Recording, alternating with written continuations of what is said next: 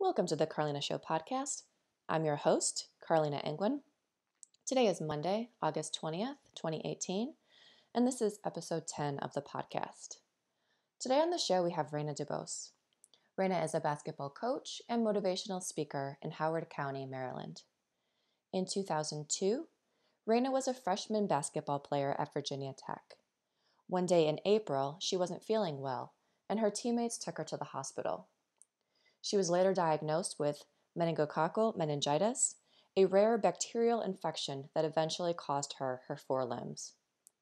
In today's episode, Rayna walks us through her journey, from being a star athlete to losing her limbs and learning to live independently again, to eventually going back to Virginia Tech and finishing her degree.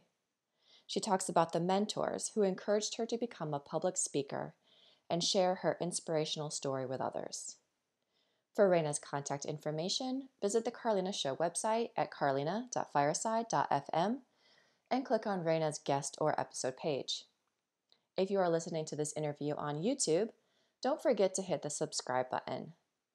You can help support the show by rating and reviewing on iTunes, or visit our Patreon page and become a patron.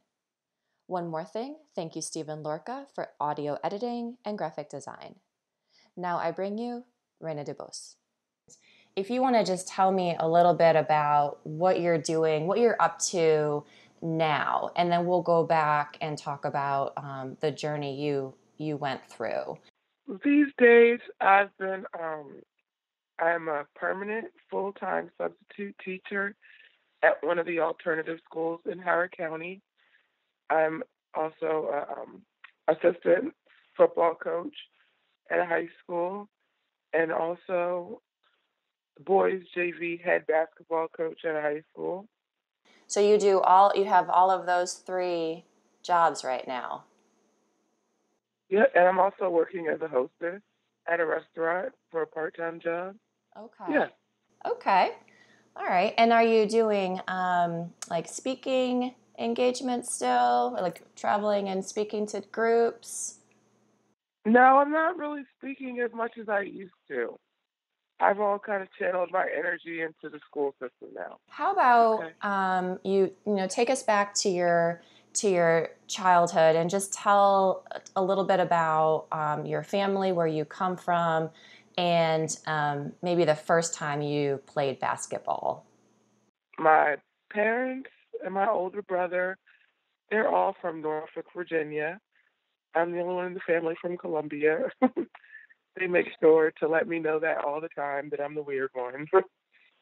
So I guess before I started playing basketball, I was actually a ballerina. I love dance and tutus and getting my hair done, makeup done, and all that stuff. And then probably about the time I hit maybe 7 or 8, that's when I started playing in little rec leagues around the county, playing rec boys basketball. And from then I always just stuck with it. That was just like, I knew that was my thing. We were a very athletic family, so sports ran in my family. My father was a big-time football, basketball star in his day. My older brother, Quentin Burton, was also a big star in his day. He played for Providence College. And so I always just knew, I want to get a scholarship like my brother and go to school and play sports. How much older is your brother than you? We're 15 years apart, which is crazy because 15 just so happens to be our family magic number as well. My brother wore 15, I wore 15 in college, and now my nephew is wearing 15. Really? That's really interesting. Yeah, it is fun. So do you have other siblings, or you just have your one brother who's 15 years older? Just my one brother. Okay. All right, so you started playing basketball, you said when you were 7? Oh, 7 or 8 years old, yeah, somewhere around then. I know I had to make a transition from dance to something quickly. Because back then, I didn't really know about the Juilliards and all the different art and dance schools. So I was just thinking, I can't really go anywhere for dance, and made that transition over to basketball and loved it ever since. When you were in high school, coming up to your, junior and senior years, what were you hoping would be like your profession? Were you thinking professional basketball at that point? Oh, definitely. I already knew I was going to be playing somewhere overseas basketball because, again, that's what my older brother did. He played over in Switzerland before he blew out his knee. I wanted to really be the first woman to play in the NBA because this is before the WNBA came along. Uh-huh. And then, and so did you apply to a lot of different colleges and you decided on Virginia Tech? Well, actually, I didn't apply to any colleges. The colleges came to me for my skill on the basketball court. When I started playing basketball as a kid, I made it my profession. So I perfected it. I always wanted to get better.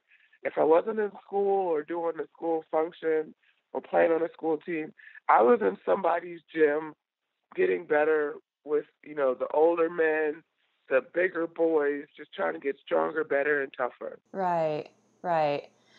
Um, yeah, and I have to admit that I know just a little bit. Well, actually, I know nothing about basketball, so I'm a little bit intimidated by talking about basketball. So I hope that's okay. No, it's all right. Okay, I just want to put that out there because if I ask any silly questions, that's why. I gotcha. Oh, No worries. okay, good. All right. So now, so you decided or you chose to go to Virginia Tech. And why did you choose Virginia Tech? I chose Virginia Tech because, like I said earlier, I was recruited really by all of the top Division I schools at my time when I was being recruited for college, and I really didn't know where I wanted to go. I just knew I wanted to go somewhere far away, just to see what another part of the world had to offer. And I ended up choosing Virginia Tech because even though all those schools were recruiting me, I had a tough time trying to get my SAT scores together. And it was one class they were saying I needed to take, and I knew I'd already took this class, but for some reason we just couldn't find it. And one day, I got my SAT scores up just a little bit higher from when I took it the time before, and after doing a whole bunch of digging, I found a computer class that I did take my freshman year of high school that was really keeping me from having to boost my SAT scores any higher. And Virginia Tech was just a handful of those schools at that rough time that stuck with me and that really believed in me that I would get the scores and the grades that I needed. Mm-hmm. And so from there, it was pretty easy. You hear kids talk about loyalty and things these days, and Virginia Tech was loyal to me at that point in time. Yeah, yeah. They believed in me. Talk a little bit about what it was like, your first, like going to Virginia Tech from Maryland and playing on the basketball team as a freshman. Yeah, well, actually, I was real excited to get down to Tech, but in the beginning stages of what we call the recruiting process, I guess you could say I wasn't so excited. I remember because I played AAU in the Maryland area as well, so we traveled almost every weekend, and with different teammates and parents, we would just drop in to see the colleges if we were in that city at the time. And I remember our last trip, we were driving to Tennessee for our last tournament of the summer, and we had to go through Blacksburg or pass by Blacksburg on the way. So the parents, they had the great idea, let's stop so the kids could see the school. And so we were like, okay. I wasn't excited because I was just like, we're in the middle of nowhere. It stinks out here like cows and stuff, and it's just, what the heck is a hokey bird? Let's keep on sucking. Because at that time, all I knew was I wanted to be a Tennessee Lady Vol. I always wanted to play for Coach Pat Summit. That was my dream. And I was more excited seeing all that orange and white than at the time. So we stopped there that day, and I had a great time. We met some of the coaches. And I was like, this is awesome. And so when it got down in the recruiting process to what they also call official visits, is where if the school, the program is interested in you, they'll pay to bring you out for a weekend so you can spend time with the team and see the nightlife and, the student life and just what it's like to be an actual Hokie for a couple of days. And I took my visit to Virginia Tech, and again, I had a blast. It was almost like family, and that really just kind of eliminated the hopes of the poop in the air and the farms every half a step you would take. Uh-huh. And that really just erased all of that for me. And I got that feeling was, this is where I'm supposed to be. Yeah. And ever since then, that's where I've been. Right. And so did your illness happen when you were a sophomore or a freshman in No, college? I was still a freshman. We had just completed the season. I came home for Easter break for the weekend and went back, and that's when everything started. Okay. Could you talk about what you remember from that day? What do you remember from that day? So I remember my roommate and I, our alarm clock went blaring off early morning because we had team pictures for our media guide. And I just remember when the alarm clock was chirping, I remember screaming at my roommate, help, I need help. Something's not right. Mm-hmm. And she kind of jumped down out of her bunk and she called the coach and told the coach that I wasn't feeling well because initially the night before was when it really all started. I just came back from Maryland from Easter break for a couple of days with another teammate. We had workouts in study hall, and I ended up passing out in study hall. They took me to the hospital and told me I was just dehydrated. They pumped me with a few bags of fluid and sent me back to my dorm that night. And then that next morning, like I said, the alarm clock went off. I screamed for my roommate that I wasn't feeling well and for her to call the coach. And the coach kind of told her, just get me to the gym because we had mandatory team media guide pictures. So my roommate, she got me dressed. Another teammate, the three of us, we usually always all walked over together. She helped get me dressed. They threw me over their shoulder, carried me to the gym, sat me down on the stool in front of my locker. Another one of my teammates helped get me dressed that day for pictures.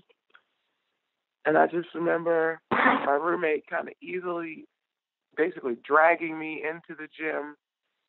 Thank goodness that's who I got to stand next to for pictures. And she was literally just holding me up the entire time. I was so weak, so lethargic. I was exhausted. I thought I had the flu. Mm-hmm. And come to find out, I didn't have the flu. After pictures, an assistant coach, she kind of drove me across the parking lot to the on-campus doctors. And the last thing I remember from there was just seeing the nurses with a wheelchair come out to the passenger side of the car door. They opened it, they picked me up, they sat me down, and they shut the door behind me and pushed me into the building. I blacked out, and I didn't wake up for a couple of weeks later. Wow. What is your first memory from waking up? Yeah, it was a couple of weeks later. I'd been in a coma. I had been through 3 bite blocks on the helicopter ride over. The first helicopter had some mechanical issues, so they had to send another one. My parents and my coaches had beat both of the helicopters to the hospital, University of Virginia. And when they got there, doctors were already kind of preparing them that I was going to be dead when I arrived. Oh, wow. And my dad kind of just looked at the doctors and was just like, "You don't know what you're talking about, because you don't know my daughter." Mm-hmm. And once I got there, I remember waking up out of that coma. I had an agenda that day. Like, I literally had things to do. It was finals time, so before I could realize that my fingers and my toes were actually dead and inoperable, I tried to get out of the hospital bed and go because I had finals, I had workouts, individual workouts, and I was freaking out because I couldn't be late for that stuff because I didn't want to run. Right. And before I could actually get out of the bed, the plastic surgeon kind of reeled me back in like, "Whoa, whoa, whoa, hey, Rayna, my name is Dr. Katz, and I'm sorry to say, but you have bacterial meningitis. We're going to have to amputate all four of your limbs." And Wow. that was how I learned I was sick and going to lose my hands and my feet that day. Oh my goodness. And your family was in the room with you when that happened? Yes, my parents were in there, the nurses was in there, and I was devastated. I was devastated not only because of the news he just told me, but because I started crying. Mm-hmm. For me, crying has always been a sign of weakness. And as an athlete, you don't show weakness to your opponent. And this day, I just couldn't get myself together. So I cried and I cried and I cried for hours until something internally clicked and was just like, turn to your right where my parents were standing next to my bed. And they were just kind of giving me that look they used to give me when it was game time. And it was get out there and let's kick some butt. And once I kind of saw that look, I kind of sucked it all together and was just like, all right, let's go. I've got things to do. I've got to get to practice and I need to take my finals. Wow. And how much longer were you in the hospital after that? So I ended up being in the hospital 97 days total. Okay. And how many of those days were you in a coma? 3 weeks. 3 weeks. Okay. Okay. And what was the rest of your time in the hospital like? It was horrible. For anybody to know me is to know that I love people. I love meeting new people. I'm extremely a social butterfly, talkative, and I just I didn't want any part of anybody. I would talk, mostly because I couldn't talk. I had a trach in my throat. So I just found things very frustrating because I wasn't able to access things the way I was used to. The change was very hard. I never wanted to do therapy. I always wanted to be alone. I would always ask for my teammates to come visit me. And then when they would get there and I would see them outside the door, I didn't want them to come in because I was embarrassed Mm-hmm.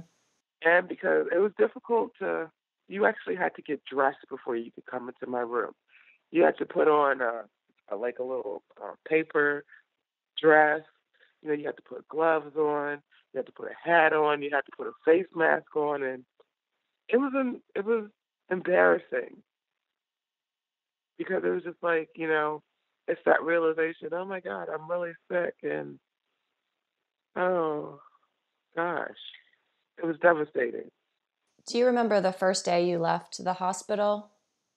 Yes. Oh, it was a joyous occasion. So I describe that couldn't day wait to for me. them to. I remember. I used to love for my parents to put me in a wheelchair and just take me for a walk around the hospital. And this day, I knew this would be the last walk ever. So I had my parents, I asked them if they take me for the last round. And then when they came in there with that paperwork to have me ambulance to Baltimore, I was just ecstatic. That was a day out of those 97 days I remember ever smiling. Mm-hmm. And it was because I was leaving that hospital and I was coming home. And I knew I wasn't coming home home. I was coming home to a Baltimore hospital to learn how to be on my own. So that was a little exciting in itself. Oh, I see. Okay, so you left the hospital in Virginia and went to the hospital in Baltimore where you were closer to your family? Yes. Okay. Okay. Um, and so what did they do at the hospital in Baltimore? What type of work did they do? So that hospital was getting me back tougher because I wasn't eating at UVA unless it was pink grapefruit or smoothies from Smoothie King because I had no taste. My taste buds, I didn't have anything. So everything was just tasted horrible. So they're working on getting my strength up and making sure I was eating and therapy, learning how to maneuver myself because I hadn't had my prosthetics yet.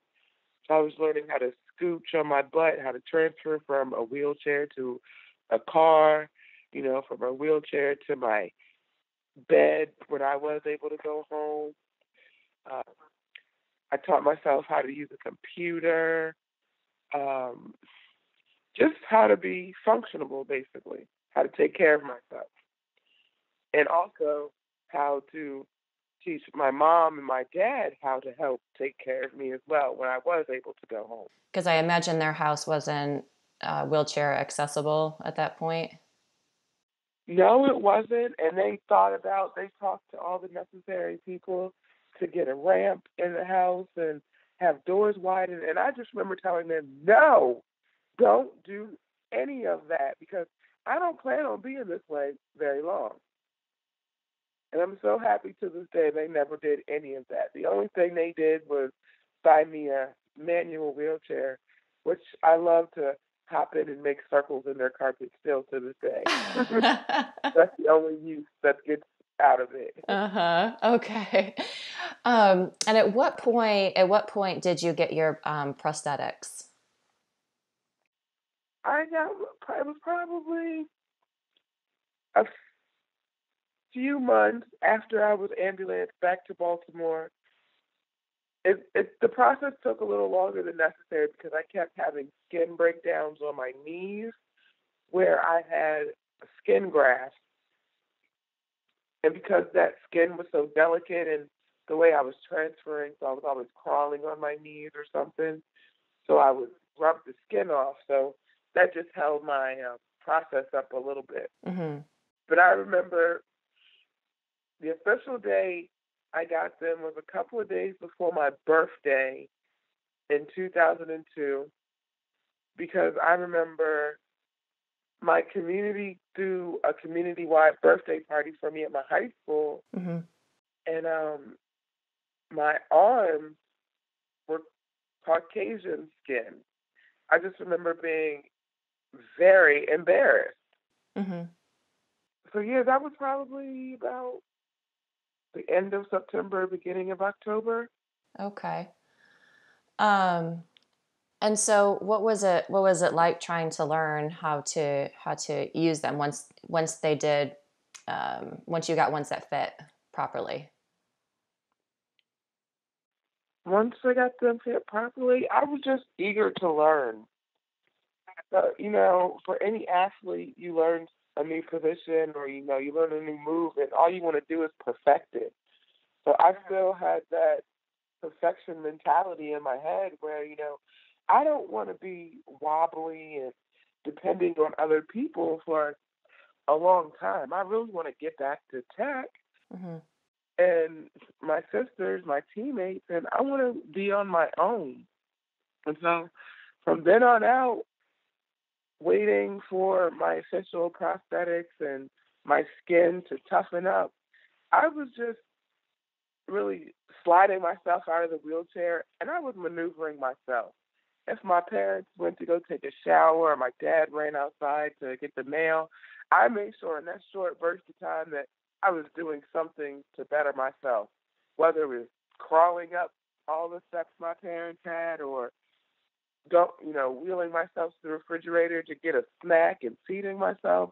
All the small victories counted at that point in time because I knew I was getting better to getting back to school. Right. So when did you go back to Virginia Tech for the first time after that? So it was probably the in the fall because I remember the girls played Maryland, so they came to Maryland, and we hosted them at the house for dinner. My mom made a spaghetti dinner for them, Oh, and yeah, they all came, and that was really my first outing after being sick. And we went to the game. I was on the bench with them. I was still in a wheelchair, of course, and it was just great being back in that team atmosphere. And then maybe I'll say a month or so ago, October, November-ish. I know it was in the fall, the most beautiful time of the year down there. uh-huh.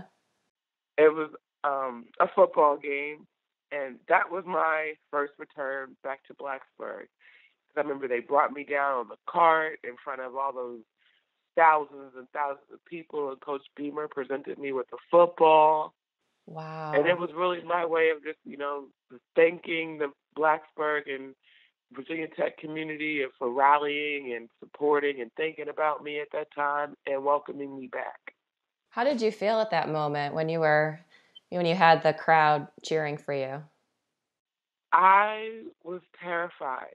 We play in front of a lot of people for basketball, but not quite like what our football stadium was holding at that time.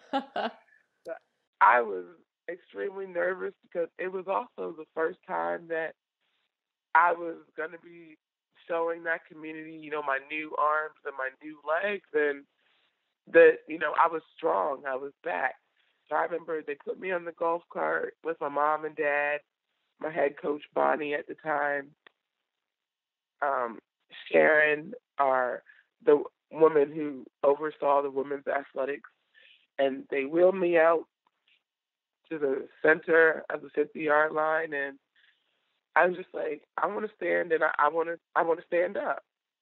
And it was the first time I, pushed up and stood up on my own, and just kind of waved to let them know, thank you, and I'm Wow. coming back.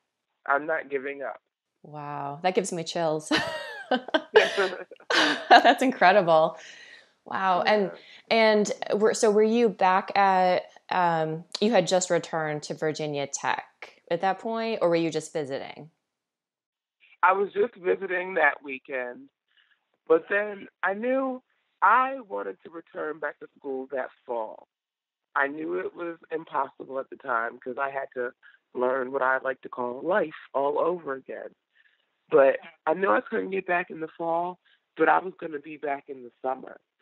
And I worked and I worked and I worked physical and occupational therapy to the point where that next year, beginning of the year, my occupational therapist ran out of things for me to do Wow. because I was just progressing so quickly Mhm. because I wanted to get back to Blacksburg. Mhm. And then that May came, and May, June, Mhm. and I was back living in a townhouse with one of my other roommates at the bottom of one of the steepest hills in Blacksburg. What year was that? This was in 2002. 2002. Okay. And Yeah. it had been how long since your illness at that A point? year. A year. Okay. Yep. Okay. And did you start school again? Like start taking classes? Yep. I was back full time, full fledged, and with basketball.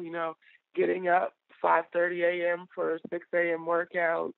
Um, I still had my own individual workouts. I had to ride the bike, walk the treadmill, um, class. Like I was in full swing of things for the summer program. So you just went right back into doing what you were Right back doing. into it. Like nothing had even happened. This was my rehab for me to let not only myself but my teammates, but mostly to ease my parents' minds, let them know I'm gonna be okay. I got this. You can stop worrying. So then did you start coaching at Virginia Tech while you were still a student, or did that come later? No, I was never coaching. They just gave me the title. I was still a part of the team. When the girls got in trouble, Rayna got in trouble too. If they had to run suicides and sprints and things, I wasn't able to run at that time, but they threw me on a bicycle, and I had to sprint it out on the bike. Mm-hmm. Okay. Okay. So I was still very much, they still honored my scholarship. I was still on scholarship, and I was still a teammate on the team, one of the girls. Right. Okay. Um, at what point did you decide that you wanted to do public speaking and talk about your experience? So, because that summer when I returned back to school, I took a public speaking class, and I loved it. The class was so small that I wanted more of a challenge, so I started inviting friends, and my teammates, and my coaches, and you know, friends from other sports like the football players and lacrosse girls. I was like, guys, there's only 6 people in my class. I need a few more. Can y'all come sprinkle in? And they would come in and listen. And actually, the first one I ever gave for class, the first presentation I gave, I got a D because I talked too much. I went over the time limit. But everything else was grand, he said. He was just, you went over the time limit. The class is only an hour long. You talked for about 40 minutes. He was sorry about that. And from then on out, I remember in the fall, my health teacher, Dr. Redican, they were talking about meningitis in class. And he asked me if I would come in and just kind of give my testimony and whatnot. And I didn't know what to say at the time. So I found an awesome PowerPoint presentation of how the disease, your red blood and white blood cells move throughout your body once it hits. And then I just kind of talked about the things I remembered at the time. And the class loved it. Remember getting a standing ovation, and a lot of the kids wanted to talk afterwards and just shake my new prosthetic hand, and it was really cool. And then I didn't think I wanted to continue doing it, but I just, it was fun for that day. And then I remember just walking, always walking down. It was called Castle Coliseum at the time. To go to the locker room, you'd always have to pass the football office, and I would always stop in and say hey to Coach Beamer, who was in there, and his assistant coaches, John Boleyn and Christy Verneal. I just had a great relationship with them where I literally just started hanging out with them, waiting for, practices and go in between going to class, where I just developed such a strong bond relationship with the football office. The assistant coach was just like, you should think about public speaking.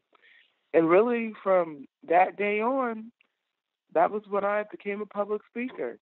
I remember Coach Frank Beamer was giving a presentation. He asked me to be his guest speaker. His guest, just his guest. And I was like, sure, Coach Beamer, anything for you. He's like a god at Virginia Tech. Whenever he asks you to do something, you do it.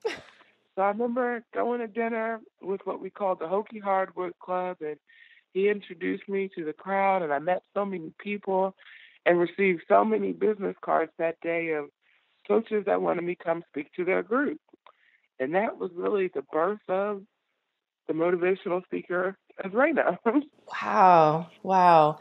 Coach Beamer wrote me my first check to get my speaking business started. And from then on out, it was fun. Yeah.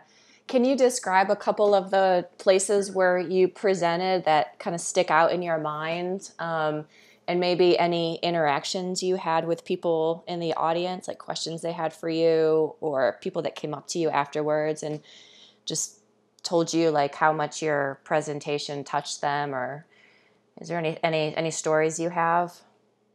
Well, that day, it was more so that audience was comprised was filled with people of what like I said, we have a boosters club at Virginia Tech called the Hokie Hardwood Club, and they were just so ecstatic that I was alive, that I was doing better, that I was back to school and, just back in the swing of things. So that night was just filled with all love and hugs and it's great to see you and,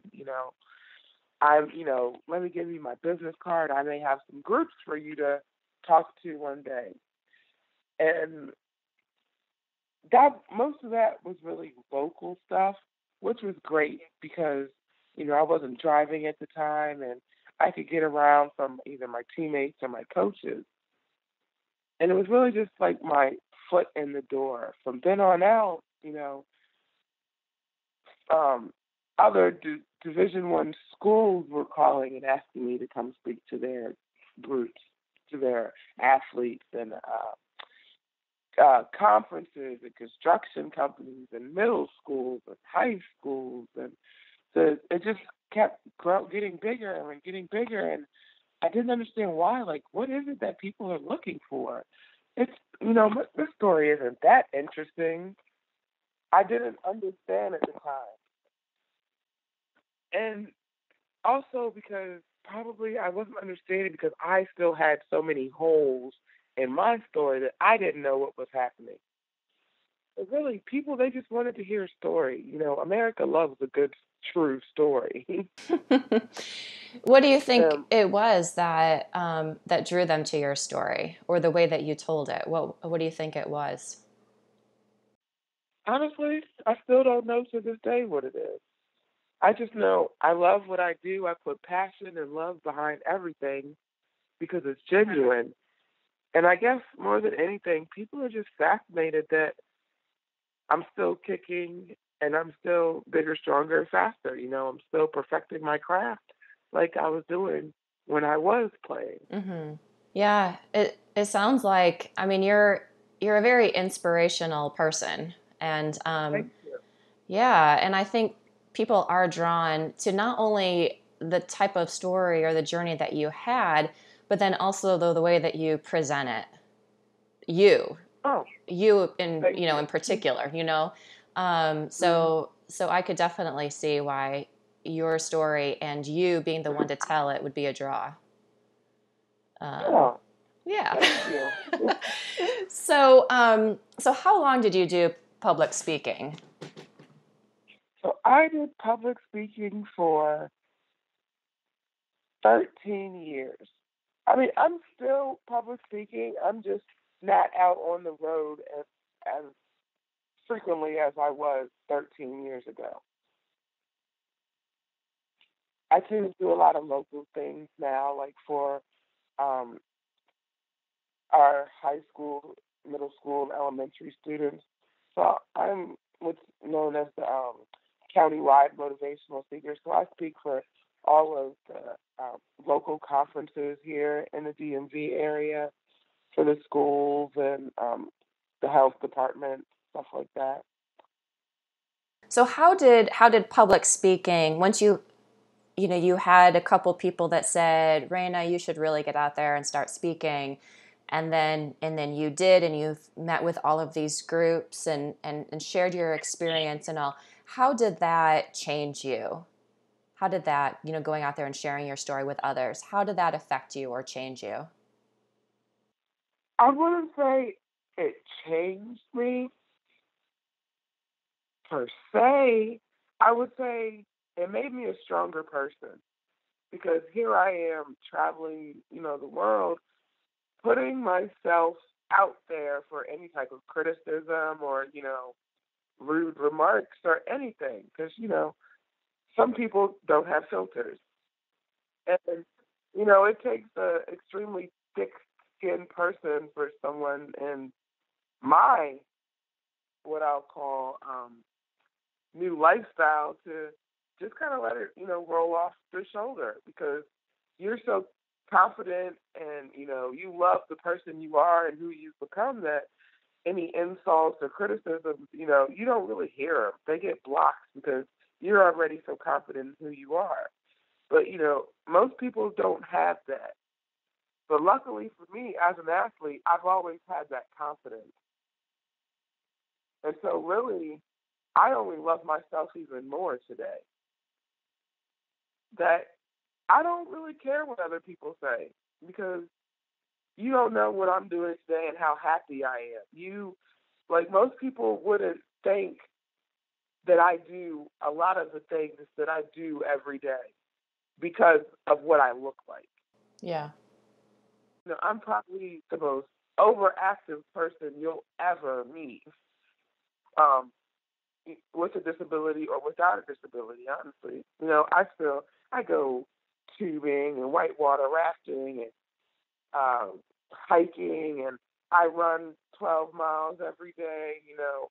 I work with boys' high school sports, and they listen. I do it all. Nothing changed for me. Things only got better, I can say. So at what point did you decide that you wanted to coach back in Maryland and do that more full time and substitute teach and all that? At what point did you transition from doing all the public speaking to coaching? So I moved back to Maryland after I graduated. So I graduated in '07, and I moved back in '08. And I still, was getting acclimated to my new life. And it was still hard at that time to watch basketball. I'm, still in my feelings, this isn't fair. Why me?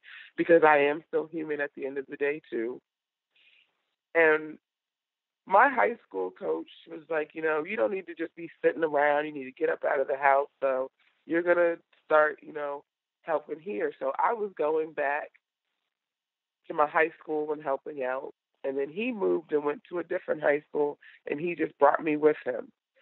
And a family friend of mine was coaching at this new high school, the girls varsity program, and the same thing. You don't need to be sitting around, get up,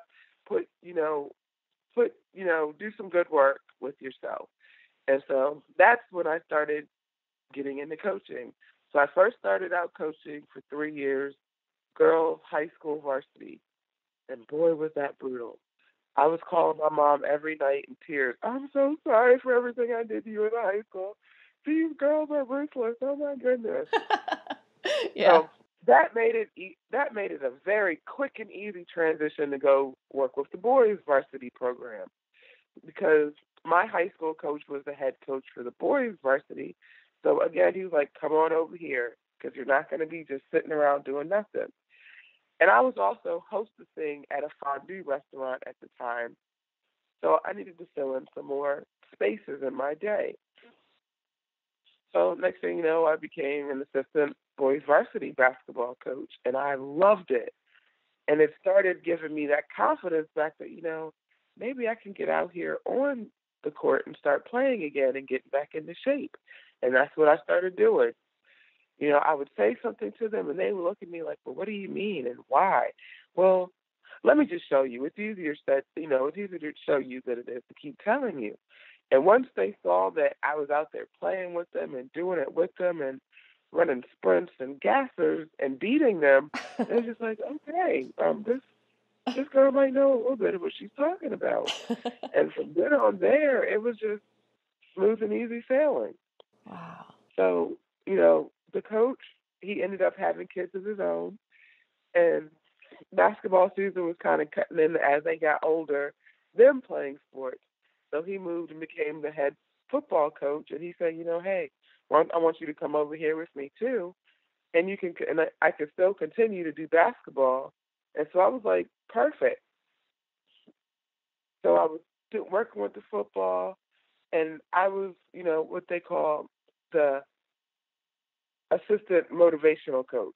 Every Thursday night, because we play Friday Night Lights, so every Thursday night I was giving what I call a mental toughness class. So right after practice and right before we'd have our dinner, I would take the guys for an hour and I would teach them mental toughness, teach them what it is to be mentally strong on the field, off the field, on the court, and off the court. And that was just something that they loved, the coaches loved, and I saw results from the classroom to the field or from the classroom to the court. And I was like, I think I've just found my next niche in life. And from then on out, 6 years later, 7 years later, I'm still in it. I'm still going. And then I didn't want to, do the hostessing thing too much. Where my freshman year in high school, I played on the varsity team, and we actually won the state championship. And one of my assistant coaches was the assistant principal at the alternative school I'm still working at today. And she said, you should put your application in to be a substitute teacher. And I thought, well, I don't really want to be a teacher. All I heard was teacher at that time. And I know how easy it's not to be a teacher. Right, yeah, yeah. And I was better on the field or in the classroom. And she was like, you can still do that. You don't have to really do meetings. You really just work between 7 and 2. And then you could go to your practices and everything else. And I was like, well, that sounds awesome. And so I did it. I put my application in to be just a regular substitute teacher. So meaning I could pick the days I wanted to work and go to practice every day. And I loved it. And I did that for the first, it'll be 5 years, 6 years this September. So the first, 2, 3 years, I was just a regular substitute, working days I wanted to work. And then after that, they picked up this new position called permanent substitute, where I go in every day like a full-on teacher. And I'm there all day as support for the teachers, or if a teacher needs to run out or take their kids to a doctor's appointment, or they have an appointment, I just jump in and cover for them, and it's almost like nothing changes. The kids are familiar with me because they see me every day, and it became my passion, and it opened up another door I had no idea I was passionate about. Working with kids, working more closely with kids. But more than anything, working with these troubled kids. This was my opportunity and my door to let them know, to let them see something different in their lifestyle that they've never seen. Right. A person, with no arms and no legs, but still happy and successful and doing well and doing what she loves and getting joy out of that. Right. But still motivating and inspiring you at the same time to continue to want to be your greater and better self. And I thought, I can really utilize and maximize this to everybody's potential. For myself, I've just learned so much about myself going through this. People tell me I motivate and I inspire them every day. I don't see it. I just see myself as another person out here who's just trying to be great as well. Mm-hmm. But I was drawing from my audience, from my students, from my athletes. I was drawing energy and motivation and inspiration from them, learning how to do things quicker, better. If I drop some quarters, nickels, or dimes on the floor, learning new ways to pick it up before somebody comes running over. Oh, Rayna, can I help you because you're handicapped? Because I see you don't have hands and you can't pick that up, It became a game to me of, let me prove to you how awesome I really am. I don't need help. Wow, that's incredible. So, when I was traveling 4 or 5 days out of the week, I would use those days in the airport to do experiments, to let people know, hey, just because we're handicapped doesn't mean we need help, because we can do things too. So some days I would be fully clothed in a long sleeve hoodie, long sleeve sweatpants. I remember one day, this is my favorite story to tell. I was, sweatpants, sweatshirt, and my wallet was kind of poking out of the back of my backpack, and it fell, and all my cards and change and stuff kind of scattered. And to the point where I was in the middle of the floor of the airport. People were just stepping over me, like, excuse me, you're kind of in my way. Can you get your stuff and move it? Hurry up. And I was like, oh, okay. And I kind of took note of a lot of the faces that were angrily stepping over me because I just so happened to drop something. And so I gathered my stuff up myself, and I probably moved about 10 or 12 doors down in the airport. And this time I took off my sweatshirt and I took off my sweatpants. I had on a t-shirt and some shorts.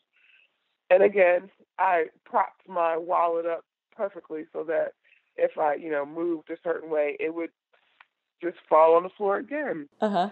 And of course, it did. Everything scattered a little bit further this time. Uh-huh. Change, cards.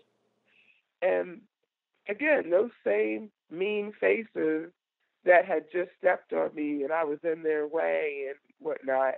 Oh, come running over. Oh, can I help you? You know what? Excuse you. Please don't touch my stuff because you just angrily stepped over me 10 or 11 doors down. So why do you think I need your help right now? Oh, because you see what was underneath. Right. Wow. No, thank you. Have a great day. Wow. Take your kid with you. I don't want you all's help. Yeah. Oh, my goodness. Wow. And, I made it my duty that, I'm going to work with these kids worldwide and in my community to let them know you don't treat people bad because they look different from you. Your best friend could be that person in a wheelchair or with no hands and no feet and be the most productive person in your life, and you'll never know because you were too snooty and you put your nose up at them because of the way they look. Right. Wow. And it's just so funny to see, I work with elementary, middle, and high school kids because I do a lot of the middle school and high school expos that the counties have worldwide as well. And I teach them, I make sure I wear dresses and skirts and things that show the person I am, the person I have grown to love, appreciate, and have confidence in, because this is me. Right. If you don't like it, I'm sorry, I don't care. Yeah. I really don't, because I'm happy with me. And I guess that could be something else that people really are drawn to as well. And the kids, they just love it. They just want to, I like to call myself the petting zoo. People, they want to come in, they want to touch, the prosthetic leg, they want to shake your hand, they want to know how it works. And really, I love it. Yeah. I really do. I'm running straight to the bathroom to wash my hands afterwards, but I love it. Wow, that's really cool. Yeah. Yeah. It's fun. It's a lot of fun. So what's next for you? What are your plans for the future? So my plans for the future, this will be my 3rd year as the head boys basketball coach. So my future is I would like to continue going in sports and progressing up the ladder as a coach. I want to continue to, make a difference and let these kids know, you haven't reached your full potential just yet, but I want to help you get there. Okay. Yeah. What about speaking? Are you still interested in doing public speaking? Most definitely. I will forever and always continue to do public speaking. But right now, my main focus is on coaching of my athletes and possibly maybe even a teaching career down the line. Okay. Yeah. What about your personal future? What's in it for you? What do you hope for? As far as what? Just anything, like anything other than, your professional career, but is there anything that you hope for in your, personal life with family or your family or whatever? This is the time in my life, I guess you could say, I've also been waiting for. My nephew will be a senior this year. He goes to Marianapolis Preparatory School up in New Jersey. And I am just thrilled and elated to watch him play his senior year and watch him sign his national letter of intent to find out what school he'll be going to. Wow. I am looking forward to sitting in somebody's stands and wearing somebody's jersey that says, I am his auntie, his number one fan. That is what I'm looking forward to in my future also. Cheering for him. This is the nephew that's number 15? Yes, my brother's son. Yes. Okay. Nice. I am looking forward to his success this year. Oh, good. And I'm sure he'll be happy to have you in the stands and look out there and try to find you. Oh, yes. I can't wait. Well, good. Um, so as we wrap up, are there any mentors or people who that you want to give a shout out to who have helped you through this journey? Yes, of course. Um, of course, to start, I definitely want to thank the man upstairs, God, because he's the reason I'm still here today, honestly. Most people that contract bacterial meningitis do not live to make it, usually within the first 10 hours. So, me and other people who have survived this, we really are, we're strong, we're miracles, we're something special. And I made sure that, you know, God had a greater purpose for me, and I just want to make sure I continue to maximize that to its fullest potential. I definitely want to thank my mom and dad, my brother and sister-in-law, and my nephew, because when this first happened, they kind of dropped their lifestyle, moved into the hospital down at UVA, and they took care of me. They were my number one support system. They were there every day, every second, every hour, and I don't know what I wouldn't have done without that support. As well as, my parents and my family. I would also want to thank my head coach at the time, Bonnie Henriksen, and also the head coach of the University of Virginia women's basketball team at the time, Debbie Ryan, because when Bonnie and the other coaches and my parents weren't able to be there because they needed to go home and pay some bills, or they had to attend to the team, Debbie Ryan was there every step of the way also. I had this thing where I couldn't be left alone. Anxiety really kicked in, and she was always there for me. Mm-hmm. I'd also like to thank my high school basketball coach, Marcus Lewis, who's also, one of the guys that got me back into coaching, which was the therapy that I needed. I love still working with him, being teamed up with him still to this day. He is also, one of my greatest mentors, along with my dad, my mom, and my brother. Also love to thank the Virginia Tech community, and really just world and nationwide, because everybody was just, I guess, drawn to my story. And when I was in the hospital, they called my room the candy shop, because that's what it looked like. Flowers and pictures, and even the nurse's desk, I had their ledge full of flowers because they couldn't fit in my room anymore, and streamers and stuffed animals and everything. I just want to thank the world for really believing in me and rallying behind me as well. Wow. Because without all that love and support, I might not be here today. Yeah. You just gave me goosebumps again for the second time. I'm like covered in them. That's incredible. My Yeah. church, St. John's Baptist Church in Columbia, Maryland, and the pastor, Reverend Turner. They also, they were every step of the way there, supporting my parents as well. Yeah. Wow. I'm like starting to cry right now. you have quite a community that has supported you, and it sounds, I mean, you turned around and you supported not only your community, but I mean people worldwide with your your inspiration, and it's incredible. It's incredible. I'm just Thank you. I just feel so honored that I have the opportunity to talk to you and hear this story. Thank you. So, all right. Well, is there anything else Well, how can people reach you? I guess would be a question. Yeah, so I'm definitely all over social media on Facebook, Rayna DuBose, and also on Instagram and Twitter. Then I also have my webpage, RaynaDuBose15.weebly.com. But I'm definitely all over social media. I love the social media.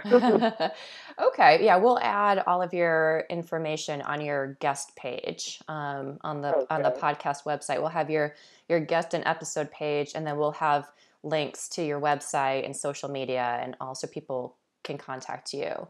Um, so, well, Rayna, this has been a lot of fun, and I really enjoyed talking to you and hearing your story, hearing about your journey, hearing about the community of supporters and people that you've supported, and so I just want to say thank you. Yeah, thank you. This was fun. Well, good, good. All right. Well, we'll be in touch again soon. And definitely, I just saw you sent me a friend request on Facebook.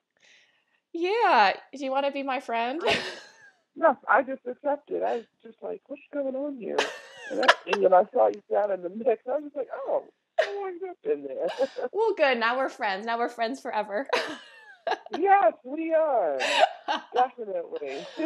All right, Raina. Will you enjoy the rest of your day? Thank you. You too. And have a great week. All righty. You too. Bye-bye. That concludes episode 10 with Rayna DuBose. I want to thank her for coming on the podcast and sharing her journey with us. If you would like to learn more about Rayna and connect with her, visit our website, carleena.fireside.fm, and click on Rayna's guest or episode page. If you would like to support the Carleena Show podcast, please rate and review on iTunes or visit our Patreon page and become a patron. If you are listening to this on YouTube, don't forget to hit the subscribe button. Your support helps people find the show and ensures we can continue sharing heroes' journeys with you.